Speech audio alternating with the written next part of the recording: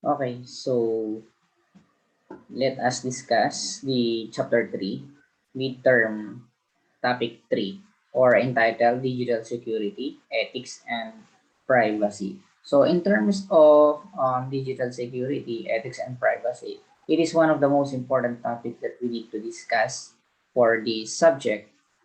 Kasi nowadays, there are some incidents or reported incidents na nangyayari, including digital, for example, on social media.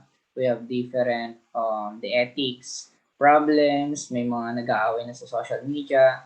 We have their so-called the cybercrime, and also we have the cyber libel, yung mga ganun. So now we will discuss the um, some ideas for the digital security, ethics, and privacy. So first, we have here the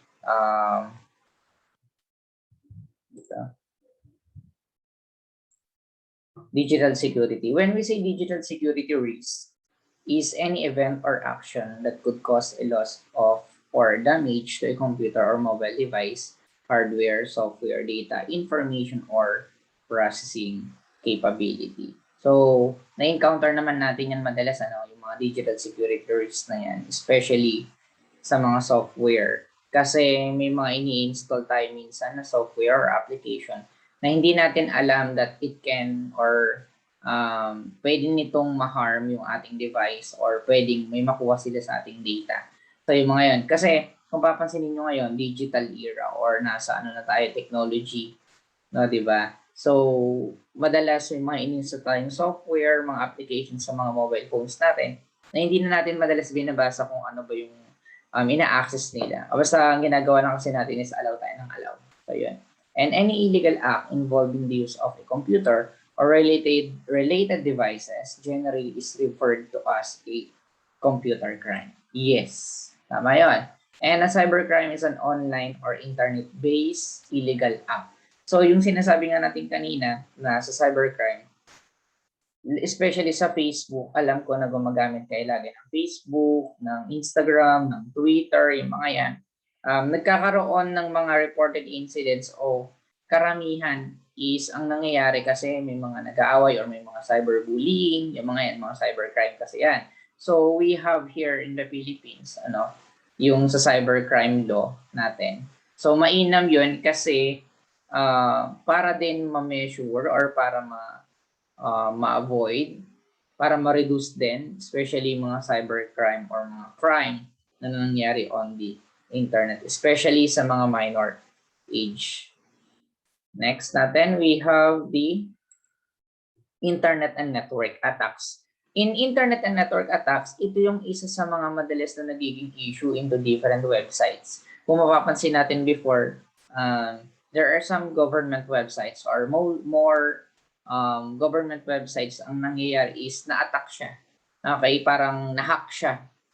So alam naman natin yung mga hacker. So yun, na-hack siya, naguling ibang file or nagkaroon ng data breach na tinatawag, kinakukuha yung file sa database mismo ng isang government agency. And alam din natin that some of the university rin here in the Philippines, especially here in Central Luzon, na may isang school, not only one university, nakailang university dito na nahack yung kanilang school website.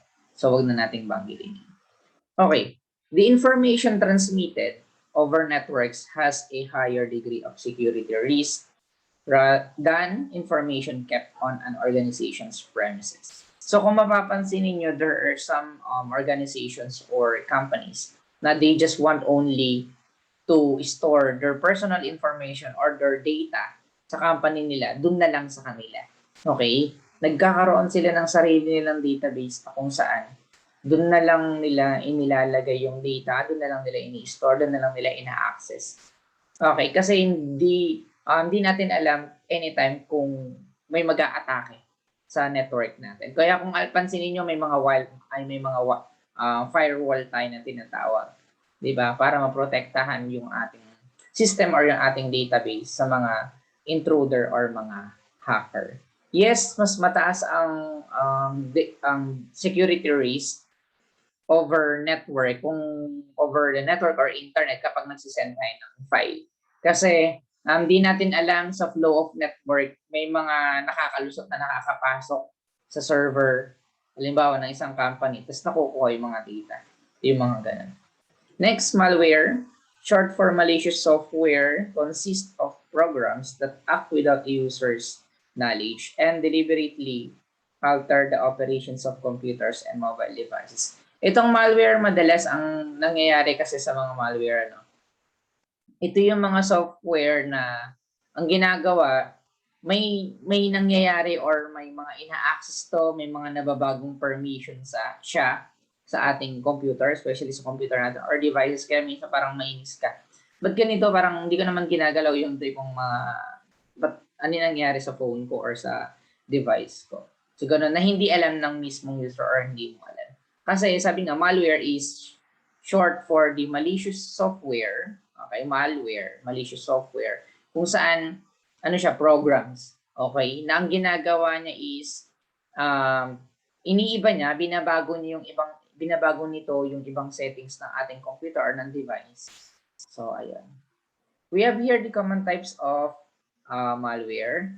So, wait lang natin. Ang gawin natin is,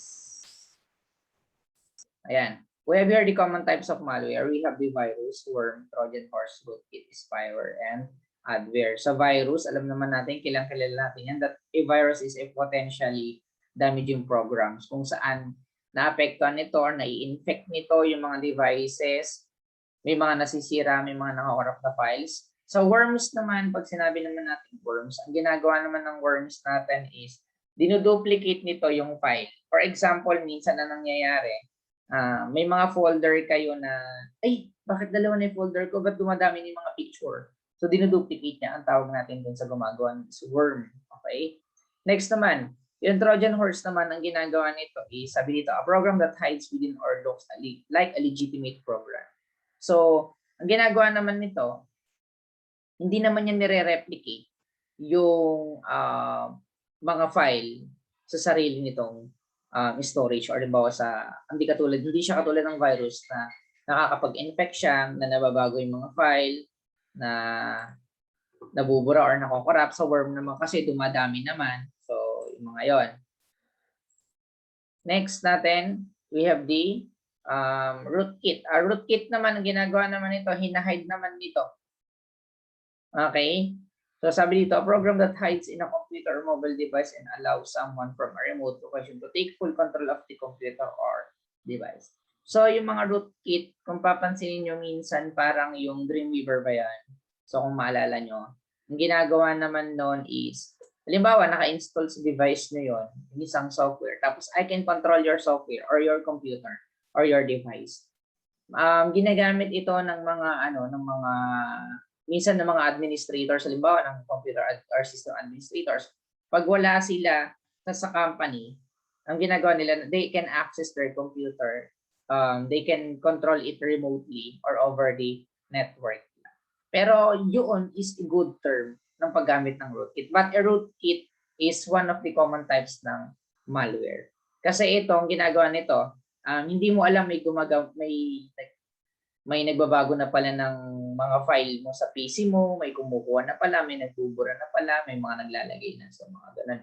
Spyware naman. Ang spyware naman, ito naman yung mga ini-install. Minsan kasi may mga ini-install tayong software. Inaalaw lang natin na ma-access the contacts natin, yung gallery natin, yung mga applications natin, yung mga data ng phone natin. So, yung spyware, nakikita niya. Okay, hindi natin alam na nakikita niya yung mga ginagawa natin timely or sa device natin. Kaya nga is from the word spy. Okay, spy software or spyware. Pagka naman adware, adware naman, it is the ads. Okay? So, mga adware, a program that displays an online advertisement. Okay, this is the advertisement software or adware. Ang ginagawa naman nito, minsan 'di ba, pag nanonood kayo, naiinis kayo minsan, may lumalabas na mga ads, may biglang magpa-pop up, may biglang sa mga web page, pag magda-download lang kayo minsan sa mga downloading media sites, may lumalabas na mga ads. So, mga adware yun. Minsan naman sa mga gilid, nakikita natin. Okay? So, ayun. Next natin, we have the unauthorized access and use. Pag sinabi natin unauthorized access and unauthorized use sa computer natin, unauthorized access is the use of a computer or network without permission, while the unauthorized use is the use of a computer or its data for unapproved or possibly illegal activities. Sa unauthorized access, sabi kasi dito, unauthorized access is the use of computer or of a computer or network without permission. Sometimes there are some students na gustong i-access or nag-access ng network connection or ng Wi-Fi for limited only for the use ng mga faculty or ng teachers. Ginagawa naman kasi minsan ng iba, kinuha yung password or pag nalaman yung password, kumukonect na sila sa Wi-Fi. Diba? Sa connection ng for faculty. So ayun, that is one of the example ng unauthorized access sa network. Unauthorized access naman, yung ginagamit mo naman yung computer to access the specific file. Okay? So, to access the other computer files. So, yung mga ganun. Pag sinabi naman natin unauthorized use, ito naman kung saan ginagamit mo yung computer, especially sa mga laboratory. Ginagamit mo yung computer tapos, ang sabi sa laboratory, for programming purposes lang siya. Tapos ang ginagawa ng mga estudyante doon, nag-Facebook, nag-YouTube, so nanonood sila ng mga ganon, di ba? So that is one of the example ng unauthorized use sa computer. Kasi hindi siya approved, sabi dito unapproved or possibly illegal activities. Kasi the computer sa laboratory is para lang sa pagpo-program or para lang sa school activities. Pero ginagamit mo siya for Facebook, so yung mga ganun. Especially din sa mga offices, in government offices, ang nangyayari kasi, di ba pinagbawal, pinatupad sa lahat ng government agencies or offices na pinagbabawal ang pag-Facebook or any social media. Kaya pinagbablock kung naalala nyo sa network, yung pag-access, ang ma-access mo lang is Google, yung mga ganun. So next, unauthorized access and use of organizations take several measures to help prevent unauthorized access and use. So ang ginagawa naman nito, merong acceptable use policy and disable file and printer sharing. So para ma-limit natin or ma-authorize natin kung sino lang yung gagamit ng mga printer, sino lang maka-access ng mga folder. So eto, meron na rin mismo sa ating computer system or sa settings ng ating computer. Kasi madalas may mga default yan na naka-share, public documents sa user. Kung may ano kayo dyan sa network. Makikita nyo may documents, may music, pictures, videos, printers, and devices. May makikita kayo mga ganun. Pwede nyo i-off or pwede nyo piliin kung alin lang dyan yung pwede gusto nyo i-share pag nakakonect kayo sa network. Okay? Kasi may mga settings din tayo sa computer, sa advanced sharing options, tama, or sa sharing options natin na pwede tayong mag-file ay mag-share ng file or ng folder within the network kung saan kayo nakakonect na network. Okay? So, next. Access controls. Define who can access a computer, device, or network when they can access it and what actions they can take while accessing it. Ito yung binabanggit ko kanina. Okay? And sa network kasi, within the network, pwede mong i-define kung sino lang yung pwedeng ma-access ng isang specific folder. For example, yung files ng CRIM department, halimbawa, yung files ng Encrypt department. Ang makaka-access lang sa files ng Encrypt department, yung data ng Encrypt na teachers. So, yung mga ganon. So, i-control mo yung access. Okay, especially sa mga systems, okay, almost lahat naman ng software ngayon, tulad ng sa Facebook, di ba, may mga access controls. Yung meron tayong tinatawag ito, yung username and password. Kapag hindi mo alam yung username and password mo, hindi mo ma-access yung Facebook account mo or yung inyong Edmodo account. Okay? Sa Edmodo account kasi, pag student account ka, ang magagawa nyo is to take activities, to submit modules, or submit homeworks. So yung mga yun. Compared to the teacher account. Pag sa teacher account kasi, iba na yung privilege. So, yun yung tinatawag nating access control o dinidefine natin kung ano yung access, kung ano yung permission na ibibigay mo sa isang end user. Parang, so, yun. So, nakalagay din dito, the computer device or network should maintain an audit trail that records and file both successful and successful access attempts. Ito kasi nare-record to. Kaya pansinin nyo minsan pag nagla-login kayo, sa mga phone nyo na lang minsan pag nakalagpas na kayong 3 beses na hindi nyo ma-open, nagla-lock siya for 30 seconds. So, mga ganun. Depende sa phone or device. Kung siya maghintay mo ulit yung time na yun or 60 seconds, tapos, tsaka ulit makakapag-input ng PIN mo or passcode. May mga attempt. Ganun. Next, unauthorized access and use as a passphrase is a private combination of words often containing mixed capitalization and punctuation associated with a user and that a username that allows access to certain computer resources. So, ayun, sa passphrase kasi or parang pansin nyo, passphrase is ito yung ating mga password. Kaya pansin nyo minsan sinasabi pag i-create tayo ng password, it must be ang tawag dito, it must be combination of letters, words, numbers, underscores, or so-called alphanumeric characters. Next, PIN. Madalas ang PIN ginagamit natin yan sa mga ATM. Tama? Sa automated teller machine. Pag mag-withdraw tayo, magbabalance tayo, so hinihingi sa atin yung PIN. And especially na rin yung PIN natin or the personal identification number, madalas ito 4 numbers, 2, 6 numbers, or 8 numbers. So, ganun. Yung PIN sa mga phone din, ganun din, in-input mo na lang yung phone mo or sa mga devices mo kasi mas mabilis compare sa pag-input mo ng password na 6 to 8 characters or 6 characters. Di ba? So, ayun. Yung PIN natin, sometimes also called as a passcode, is a numeric password either assigned by a company or selected by the user. Tandaan nyo, ang passphrase or ang password na tinatawag natin is the combination of numbers, words, letters, special characters, so yung mga yan. Ang PIN naman natin tinatawag na passcode. Tandaan nyo, ang PIN is a number lang. Wala siyang kasama character. Next. A possessed object is any item that you must possess or carry with you in order to gain access to a computer or computer facility. Kung napapansin niyo yung mga possessed object na to, ito yung kailangan na dala-dala mo every time that you would like to access or to use a specific device. Sa mga grocery store, sa mga point of sale, pansinin niyo may mga possessed object sila, mga susi. Sinasabi minsan, ma'am, pa-void, di ba? Sir, pa-void. So, inaano yung susi, di ba? Ginaganon, pinipit. Or ngayon, sa ibang point of sale system, ang ginagamit na rin is yung mga card. Or, minsan nga, ang ginagawa is, ano na lang may mga ID na sila talaga na tinatap na lang na. So, yun yung mga possessed objects.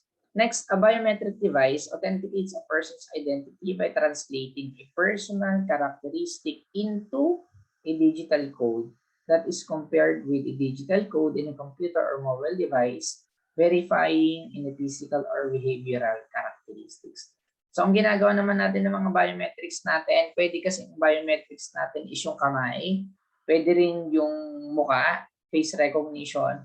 So, sa biometrics kasi, kinakapture na yung image, halimbawa nung kamay natin, yung thumb natin or any part ng ating daliri na ginagamit yung ating fingerprint. Okay? So, tinatranslate niya kasi yung tawag dito, yung identity mo, halimbawa kasi ang thumbprint natin or fingerprint natin, unique yan. Wala yung katulad. Okay? So, yun. Ita-translate niya sa device para mabasa ng device. Para pag tinap mo yung fingerprint mo sa isang biometric scanner, fingerprint scanner, magko-compare siya. Tapos makikita nyo kung ikaw yun or hindi. So, ayun.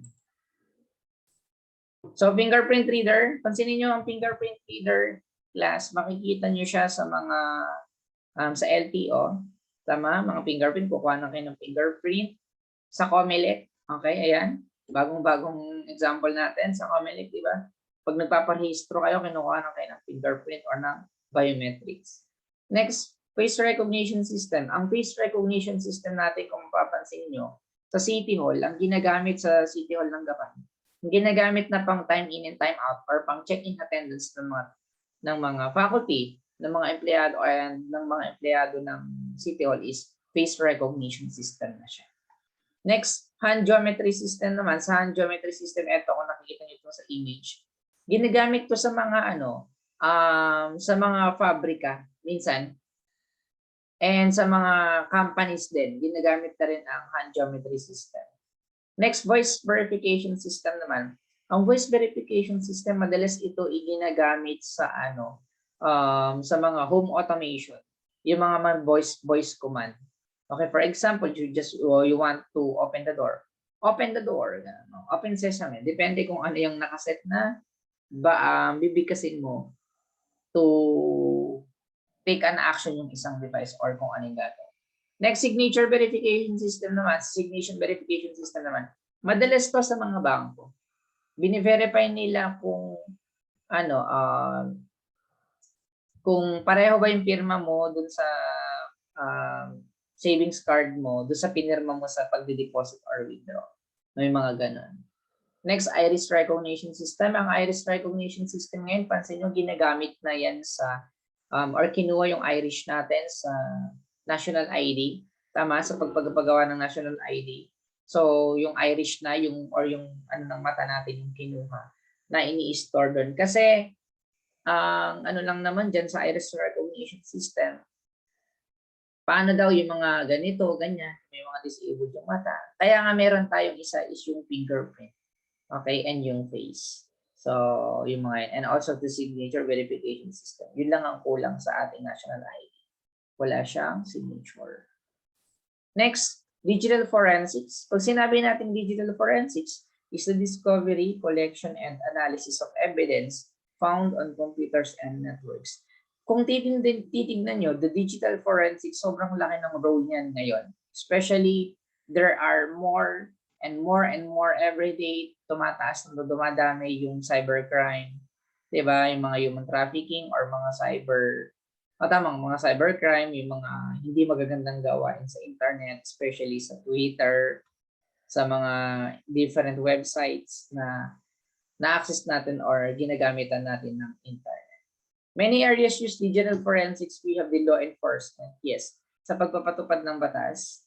Okay. Next, criminal prosecutors. Kaya pansinin nyo ang mga criminology students, meron silang forensic na subject. I think forensic photography yata, yung mga ganun-ganun. Digital pa rin kasi we are using digital cameras or different devices. Military intelligence, yes, ginagamit ang sa military intelligence ang digital forensics. Next natin, insurance agencies. Digital forensics insurance agencies, madalas ang pinag-aanan naman ito is the collection and analysis. May mga incidents kasi na sa mga insurance, halimbawa sa mga car insurance, so yun, mas nagamit. Especially sa mga pautangan online. Next, information security departments. Madalas lang naman to sa natin sa information security departments, madalas sa Amerika or sa ibang bansa. Pero dito sa ating bansa kasi ngayon, dito sa Pilipinas, the DICT rin.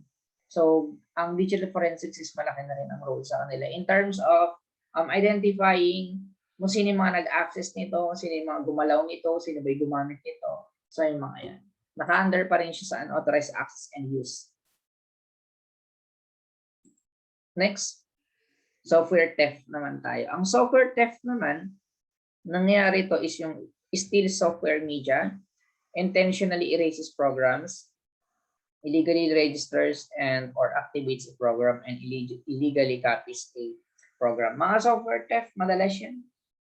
Ginagawa, may isa kayong barkada, isa kayong tropa na bibili lang ng isang license na software. For example, the Microsoft Office applications. Diba? Ang nangyayari is ini-install nyo rin sa inyo, ini-install nyo sa kanila. So, yan, di ba, pasa-pasa.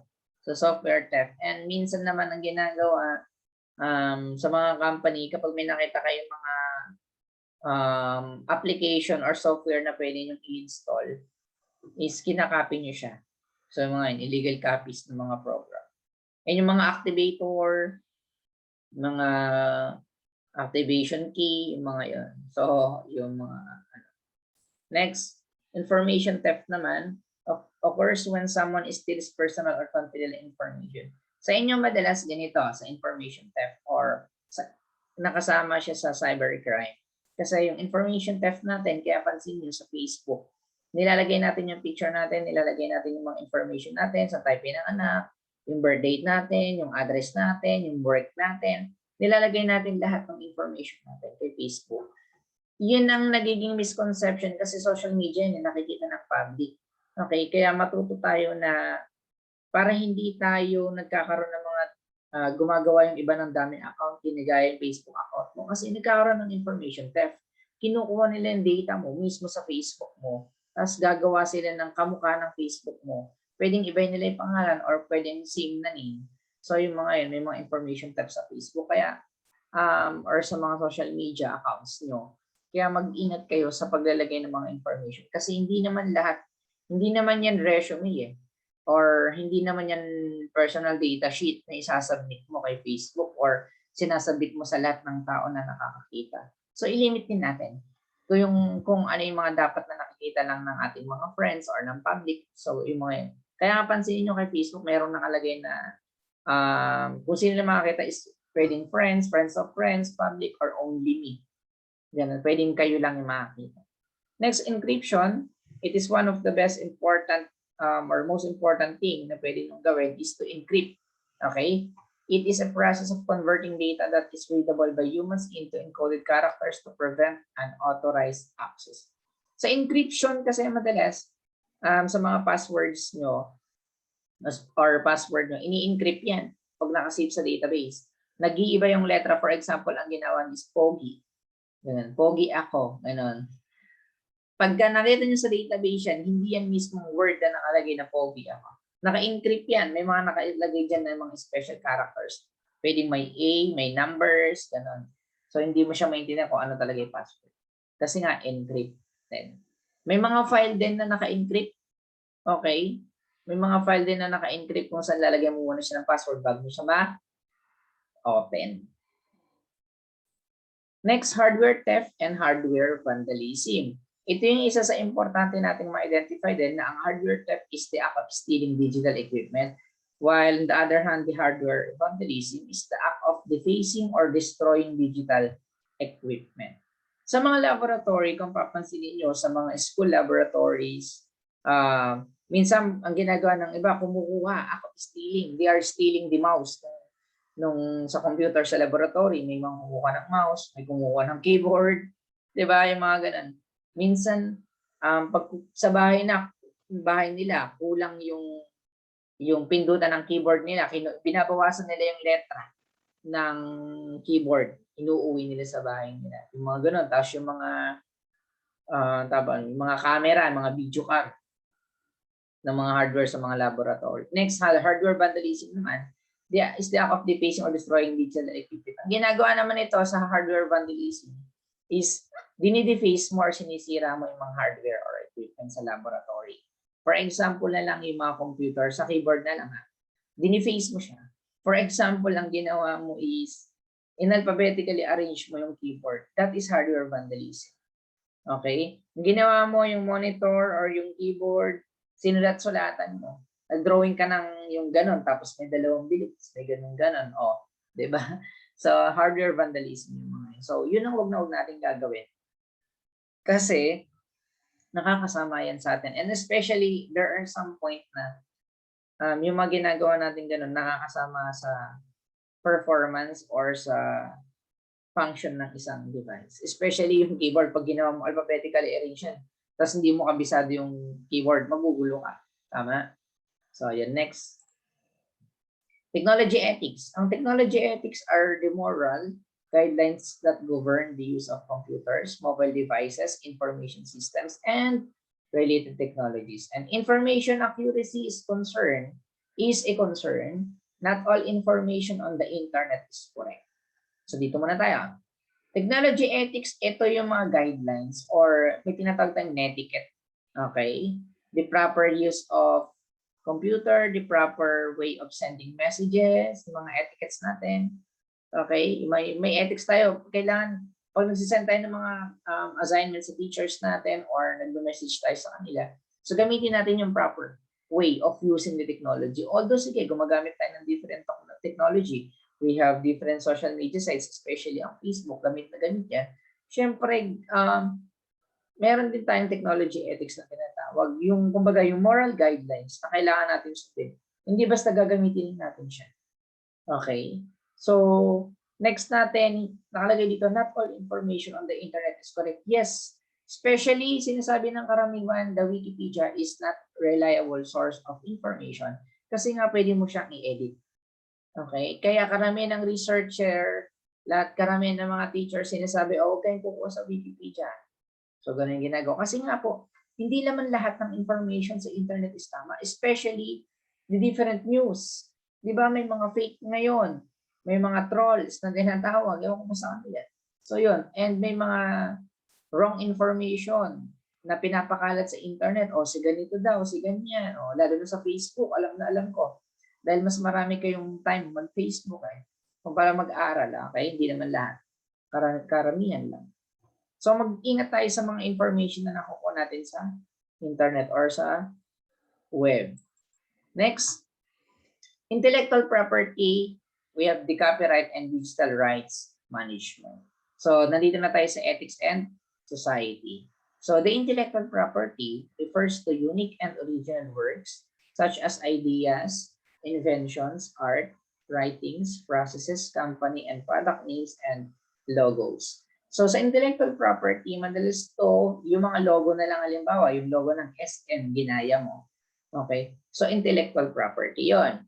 So, yung mga invention naman, diba, naka-invento ka ng laptop na ang ginagawa pag yung laptop mo, ang tawag dito, binuhusan mo ng tubig. O, so, ang nangyayari sa tubig, nagiging yellow. O, diba? Astig yun. De, joke lang. Walang ganun. So, mga intellectual property, ang ginagawa niyo yung mga inventions natin, especially mga kalandiuling, yung mga, ang ginagawa kasi nito karaniwan yung mga pinapatent nila. Okay, pinapapatent nila yung mga designs nila. Especially intellectual property rights, ang ginagawa yung mga arts nyo, yung mga drawings nyo, yung mga paintings nyo. So, sa inyo yan. Kayo yung may gawa niyan. Kaya dapat, kung gagamitin ng iba, babanggitin nila yung sa inyo. Kaya pansinin nyo madalas sa mga videos, may mga nakalagay na credit to or credits to, ganun, or courtesy of, ganun. So, video recorded by, may mga ganun sila. Kasi hindi sa kanila, pwede silang demanda or kasuhan ng intellectual property. So, the intellectual property rights are the rights to which creators are entitled to their work. So, yung sinasabi ko. Sa intellectual property din, yung mga designs ng laptops, phones, ng mga sasakyan, pagka ginaya mo, pwede ka nilang i-demanda. Kaya kung pansinin niyo before, may issue yung Honda at yung Rusi. Na parang ginagaya doon ng Rusi Honda, nagka-demandahan, ganito, ganyan. So, hindi ko alam buong kwento doon. Pero, katulad ng example na rin na yun. So, sa intellectual property, importante na kung gagamit ka ng isang design, pwedeng ipagpapaalam mo sa mismong may-ari ng design or sa mismong may-ari ng video na yun, sa mga yun. So, that is the intellectual property rights. Example na nga lang, sa mga classmate nyo, halimbawa may sarili kang assignment, ikaw gumawa. Skinopen nila nang hindi mo alam. Oh, that is the intellectual property. Writings mo yun. Sa'yo yun. Kung napakatalino mong estudyante, mas ito ka estudyante, pwede mong demanda o kasuhan yung mga klase mo kasi intellectual property, sa'yo yun. Okay? Pero alam ko wala namang ganun kasi nagtutulungan naman kayong mag-share ng sagot sa GC, so yung mga yan. Next natin, copyright protects any tangible form of expression. And the digital rights management naman is the strategy designed to prevent illegal distribution of movies, music, and other digital content. Ang digital rights management kasi madalas ang ginagawa nito yung before, kung papansinin nyo yung mga pagpo-produce ng mga CD, tama, may mga company na nagpo-produce ng mga piratang CD, yung 50-50 sa labas o 100 sa labas, yung ganun. Pero pag binili mo kasi ng original sa mga CD store yun sa mall or mga disc na yun sa mall, mas mahal, tama? So, isa rin yun. And especially, isa rin sa digital rights management, yung mga content sa YouTube. Okay? Yung mga kanta. Kaya minsan, ang nangyari naman, copyright claim. nakalagay minsan pag may ginamit kang audio, due to copyright claim, this video is partially muted or partially mute. So, yung mga ganun. So, may copyright claim. Okay, next. A code of conduct is a written guideline that helps determine whether a specification is ethical, unethical, or allowed or not allowed. So, ito yung sinasabi ko kanina, yung written guidelines, it is the code of conduct or parang etiquette. Ganon. Example, IT code of conduct, technology may not be used to harm other people. Employees may not meddle in others' files. Tapos ano pa ba? Employees may not copy or use software illegally. So, yun yung mga code of conduct. That is on the ethics. Okay? So, kailangan pagka gagamit ka ng ganito, kung kopya ka ng ganito, ipagpapaalam. Okay? In a proper way. So, ito yung mga example natin. Basahin. Next, green computing. Okay. Sa green computing, ito, madalas yung nakikita, Energy Star sa mga laptop. Ito, recycle or reduce environmental waste. Mga ganyan, sa mga pinagkakainan nyo minsan, may mga nakalagay din sa mga baso. Or minsan naisip nyo dito is recycle. Mga ganun. Energy Star naman nakita nyo sa mga devices yan, sa computer or sa laptop or sa mga AVR. So yung mga sa mga machine. So green computing involves reducing the electricity and environmental waste while using computers, mobile devices, and related technologies. Green computing, reducing the electricity. Okay, yung ginagamit natin. Sa green computing, makakatulong tayo. For example, kung hindi naman natin ginagamit yung mga devices natin, pwede na natin silang i-turn off or patayin. Pwede natin hugutin sa mga saksakan yung mga hindi naman dapat nakasaksak kasi hindi natin ginagamit. Okay, so ito mga green computing tips. For example, conserve energy. Tapos do not leave a computer device running overnight. So yung mga ganoon, huwag niyong iiwanang nakasindi, magdamag yung mga laptop nyo or computer. Nasabi dito, turn off the monitor, printer, and other devices when not in use. So in short lang, pag sinabi natin green computing, parang the end user or kayo mismo is nagiging user-friendly kayo. Okay, pag hindi naman kailangan, di wag nang gawin or wag nang gamitin. At sa reduce environmental waste naman sa ganito, or papansin nyo kasi pag ganito parang recycle or continuous na flow, ginagawa pag pinagkainan mo ganito, re-recycle ulit, parang sa mga establishment ngayon, mas inaano nila yung paggamit na lang ng mga paper plate kumpara sa mga plastic plates. Tama? Dito naman, use paperless methods to communicate. Tama? Kung pwede namang i-chat, huwag mo nang i-letter, or pwede mo namang i-email, huwag mo na siyang i-letter, yung mga ganun. Recycle mo yung mga paper, etc. Next, information privacy. Information privacy refers to the right of individuals and companies to deny or restrict the collection, use, and dissemination of information about them. Huge databases store data online, yes. Websites often collect data about you so that they can customize advertisements and send you personalized email, and some employers monitor your computer usage and email messages. Information privacy, ibinabanggit ko kanina sa Facebook, huwag kayo lahat nilalagay nyo lahat ng information nyo. Kasi hindi naman resume yan or hindi naman yung PDS Kailangan lahat ng information nyo na kay Facebook or nasa social media accounts. And information privacy, kung papansinin nyo ngayon sa panahon natin ngayon, we have the data privacy law. Okay, so dahil meron na tayong data privacy, napoprotektahan na nito yung information natin. Okay, kung ano lang yung pwedeng kuhanin sa atin ng mga school na information natin, nakalagay rin yan, naka-indicate yan sa IRR ng ating data privacy law. So yung mga information na kailangan nakukunin sa atin, limited, but not limited to. So yung mga ganon. So hindi lahat ng information pwedeng kuhanin sa atin ngayon ng kahit na sino, without our consent. Okay, so information privacy, ito naman, how to safeguard personal information. So, basahin niyo yung mga yan. So, sabi naman dito, do not preprint your phone number or social security number on personal checks. Tapos sabi rin dito, do not write your phone number on charge or credit receipts. So, ibig sabihin lang nun, yung mga personal information natin, for example na lang, mga blood type natin, mga height natin, mga contact number natin, mga email natin, huwag natin kung saan-saan lang sinusulat. Minsan, yung mga contact number nyo pa sinusulat mo sa pader, sa CR ng mall, looking for textmate, callmate, looking for jowa, bebe time, mga ganun, di ba? Ginagawa niya, sinusulat niya sa papel. And then, mga gumagawa pa ng iba sa mga mall, pag kumakain, sinusulat sa tissue yung number, text me, call me. Di ba? May mga ganun. So, ingatan natin yung mga information natin. Next, cookie. Okay, hindi ito kinakain. Okay? Yung cookie, a cookie is a small text file that a web browser or web server rather stores on your computer and website. Use cookies for a variety of reasons. Yung cookie natin, ang ginagawa nito, nagkakaroon tayo ng .text na file or text file sa ating computer.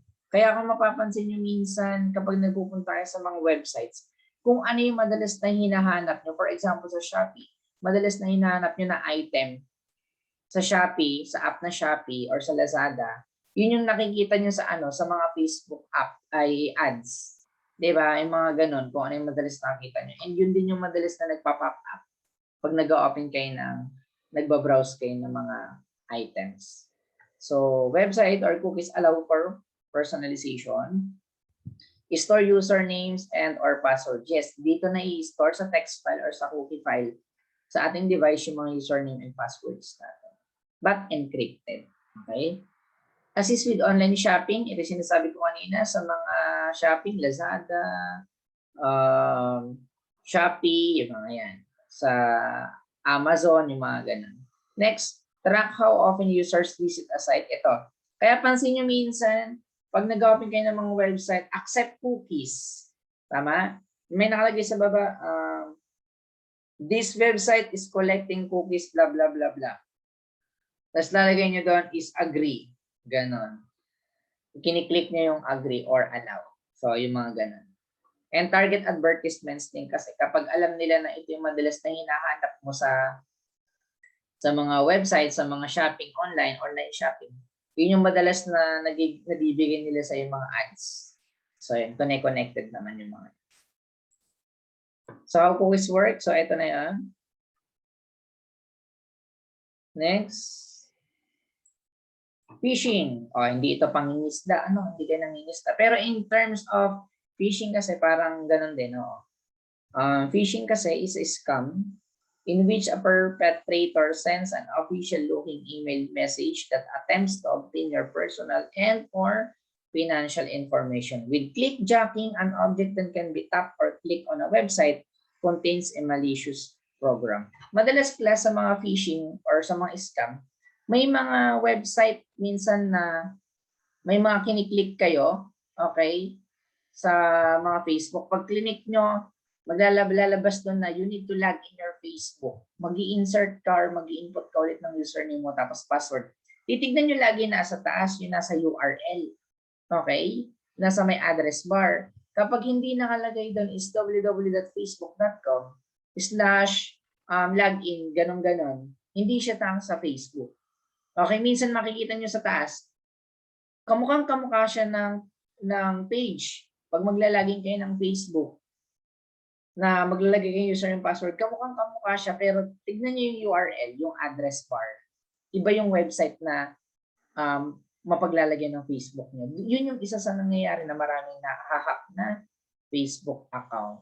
Kaya mag-ingat sa mga clickjacking technique or minsan ngayon may mga nangyayari na may nag-post, tinag yung kaklase or tinag yung Facebook friends. Clinic mo, may nakalagay na isang balita, nakakagulat na balita, ganito, isang estudyante, ganito, ganyan. Yung bang mga gusto nyo talagang basahin yung agaw attention na mga post. Clinic-click nyo, hindi nyo alam. Pag click nyo ganon, may mga software na mag-rangan, may mga kumukuha na ng information sa device. So parang mga tawag dito mga hackers ganon na mga softwares, kumukuha sila ng parang mga minsan ang nangyayari nagvo-virus yung phone nyo, minsan naman nangyayari na hindi nyo magamit, naglalag ganon. So yung mga yan, hindi naman sa lahat ng pagkakataon na naglalag yung devices. Okay. So Sa mga click jacking madalas, may mga picture na pag clinic kayo, sa ibang website mapupunta tapos nagla-login ulit kayo. So yung mga yan. Yung phishing kasi tandaan, especially sa may mga bank accounts, minsan may mga nasisend sa email natin na you need to update your information or your account information. So nakalagay naman, tayo naman gawin natin, i-click natin, for example, BDO, tapos hindi naman bdo.com.ph yung URL or yung address. So ang gawin natin, huwag na tayong maglalagay sa mga, kasi mga phishing websites yun or scam yung mga. Spyware and adware, ito binanggit natin kanina. Sa spyware naman, ginagawa nito is kumukolekta or tinitignan niya kung ano yung mga ginagawa natin sa device natin. Nangunguha ng mga information sa atin. Madalas kapag ka-online tayo. For example, before sa spyware, sabi nila ang TikTok, pag in-install mo sa device mo, makukuha yung mga personal information mo, pwedeng copyhin yung contacts mo, pwedeng copyhin yung mga pictures mo sa device mo. So, mag-ingat tayo sa mga software or application na i-install natin sa mga devices natin, especially sa ating mga mobile phones or smartphones, kung saan install lang tayo na-install, halimbawa yung mga CapCut, TikTok, yung mga iba pang application na niraran nyo, minsan click agree lang kayo ng agree or allow, paray kaya allow. So, i-check natin kung para saan ba yan. Okay? Kasi may mga nangyayari na camera application siya, tapos ina-allow niya yung contacts mo. Ba't mo i-allow yung contacts? So, mo. Ang dapat na na-allow niya na na-access is yung gallery mo or yung mga photos and also yung camera mo. So, ganun. Next, adware naman is a program that displays an on advertisement. Yung mga nagpa-pop up, yung mga nakakainis, yung biglang may lumalabas na gano'n. Hindi naman sa mga YouTube, hindi yung mga ads na napapanood kasi matic yun eh. Okay? Kasi mga paid advertisements yun. So sa mga adware lang, may mga tulad sabi ko kanina, may mga websites na biglang may nagpa-pop up na ads. Yung mga nakakainis, i-XX mo pa, alisin mo pa siya. And may mga adware din na minsan nagsisend sa email mo, parang mababadrip ka minsan kasi sa Lazada, Shopee, magsisend ng mga promos sa email mo. So mga ganun, sa Zalora. So yung mga yun, and other internet services. So, sa mga adware, ito lang nakakainis na ito. Pop-up siya ng pop-up. And, ito na. Last natin, information privacy natin for the social engineering. Social engineering is defined as gaining unauthorized access to or obtaining confidential information by taking advantage of the trusting human nature of some victims and the naivety of others. So sa social engineering naman kasi madalas ang ginagawa lang nito is ang nangyayari, we have the unauthorized access or nakukuha natin yung confidential information. Tapos minsan tinitake advantage natin. Ang nangyayari, sinishare pa natin sa huwag na natin i-share, especially sa mga medical services, sa mga hospitals. Kapag ka mga result ng laboratory results, yung mga yan, do not share that information sa ibang tao. And social engineering, papansinin nyo, is defined as gaining unauthorized access. So from the word itself, we have the unauthorized access and also the taking advantage of the trusting human nature. So please lang, kapag kami mga nakikita tayong, especially sa mga medical professionals, especially kayo rin mga estudyante, kapag alam nyo naman na tawag dito, na pwedeng makapahamak or magdulot ng masama or hindi maganda yung sa inyong mga klase or sa teacher nyo, huwag nyo nang gawin yung isang bagay. Okay? So, respect nyo na lang yung bawat isa. So, that is the end of the discussion natin for Chapter 3, the Digital Security, Ethics, and Privacy. So, this is the discussion. If you have any questions, inquiries, clarifications, you may comment na lang dito sa video natin, dito sa YouTube. And yung mga hindi pa nakapag-subscribe, mag-subscribe na kayo. And i-click nyo na rin yung bell para kapag may mga bago akong videos na i-upload sa klase natin, mga instructions is maging updated na kayo. So, yun lang and maraming salamat.